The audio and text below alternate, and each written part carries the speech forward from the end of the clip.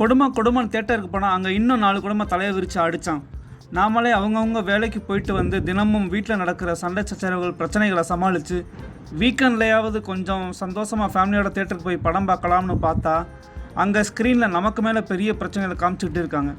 சரி, கொஞ்ச நேரத்தில் குடும்ப சண்டை முடிஞ்சு காமெடி அப்படி இப்படின்னு கலகலப்பாக இருக்குன்னு பார்த்தா படம் முழுக்க ஒரே குடும்ப சண்டையாக எடுத்து வச்சுருக்காங்க. Hello friends, welcome to review time channel. இன்றைக்கி நம்ம ரிவ்யூ டைமில் பார்க்க போகிற படம் விஜய் சேதுபதி, நித்யா மேனன் நடித்து பாண்டியராஜ் டைரக்ட் பண்ணி வெளியே வந்திருக்கிற தலைவன் தலைவி படத்தை பற்றி தான் பார்க்க போகிறோம். படத்தோட கதையை பற்றி பார்க்குறதுக்கு முன்னாடி இந்த படம் ஃபேமிலியோட பார்க்கலாமா அப்படின்னு கேட்டால் கண்டிப்பாக ஃபேமிலியோட பார்க்கலாம். ஏன்னா இது ஒரு ஃபேமிலி என்டர்டைன் தான் சொல்லணும். ஆனால் படத்தில் ஒரே ஒரு கான்செப்ட் தான் திரும்ப திரும்ப வந்து படம் பார்க்குற நம்மளை வெறுப்பேற்றுற மாதிரியே இருக்கும். அது என்ன கான்செப்ட்னா, ஹீரோ ஹீரோயினுக்கு சண்டை வந்துகிட்டே இருக்குது. 2 பேரும் பேசாமல் இருக்காங்க, அதுக்கப்புறம் பேசி சமாதானம் ஆகிடுறாங்க, திரும்பவும் இதையே பண்ணுறாங்க, திரும்பவும் ரிப்பீட் ஆகுது, திரும்ப இதையே ரிப்பீட் ஆகுது. படத்தில் காமெடி சீன்ஸ் அப்படின்னு நினச்சி ஒரு 4-5 சீன்ஸை எடுத்து வச்சுருக்காங்க. கொஞ்சம் கூட சிரிப்பே வரலை. கிரிஞ்சுன்னு சொல்லுவாங்கள்ல, அந்த மாதிரியான காமெடி சீன்ஸை பண்ணி வச்சுருக்காங்க நம்ம ஹீரோ ஹீரோயின். ஒரு சில பேரோட சிரிப்பு சத்தம் மட்டும் கேட்டுச்சு. இந்த மொக்க காமெடிக்கெலாம் யாருடா சிரிக்கிறாங்க அப்படின்னு பின்னாடியோ சைட்லேயோ திரும்பி பார்க்குறதுக்கெலாம் எனக்கு விருப்பமே இல்லை. எதுவுமே ஒரு அளவுக்கு தான் இருக்கணும். படம் முழுக்க சண்டையாக எடுத்து வச்சுருந்தா பார்க்குறதுக்கு ரொம்ப சலிப்பாகவே ஏற்படுத்தியிருக்கு இந்த தலைவன் தலைவி படம்.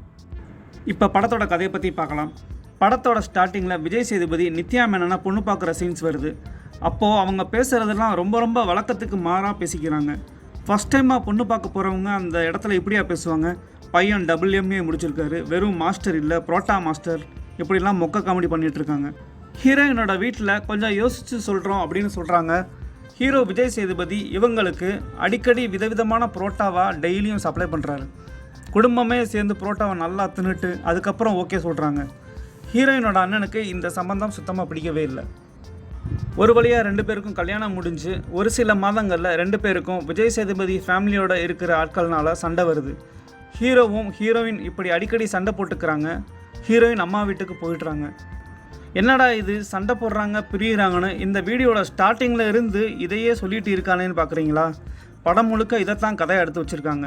ஏன்னா படம் முழுக்க கதையாக இருந்தால் இதை இப்படி தான் சொல்லி ஆகணும். படத்துக்கு கிளைமேக்ஸ் அப்படின்னுலாம் எதுவுமே கிடையாதுங்க. இந்த சீன்ஸ் தான் தொடர்ந்துக்கிட்டே இருக்கும். யோகி பாபுவோட காமெடி படத்தில் லைட்டாக ஒர்க் அவுட் ஆகியிருக்குன்னு சொல்லலாம். இந்த படம் பார்த்துட்டு வெளியே வரும்போது கண்டிப்பாக தலைவலியோடு தான் வெளியே வருவீங்க. லாஸ்ட் ஒரு 1/4 மணி நேரம் இந்த சீன்ஸ் மட்டும் படத்தில் இல்லை அப்படின்னா படம் சுத்தமாக வேஸ்ட். மற்றும் ஒரு மூவியோட ரிவ்யூ டைமில் சந்திக்கலாம் நண்பர்களே. தேங்க்யூ.